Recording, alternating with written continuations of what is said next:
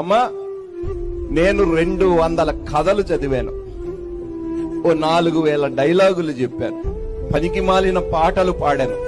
ఏది నా బ్రతుకును మార్చలేదు.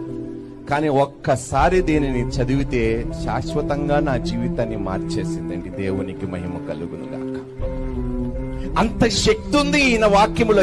ఎందుకంటే ఆది యందు వాక్యము ఉండెను, వాక్యము దేవుని యొద్ద ఉండెను, వాక్యము దేవుడై ఉండెను. ఈరోజు అదే వాక్యము మన నోట దేవుడు ఉంచాడండి. అది పలకమంటున్నాడు దేవుడు. నువ్వు నోరు బాగుగా తెరువు. నేను దానినే, మనం దేనికోసం తెరుతున్నామండి నోర్లు? పనికి మాలిన పనుల కోసం, పనికి మాలిన మాటల కోసం. కానీ జీవము కలిగిన మాటలు పలకండి క్రైస్తవులారా.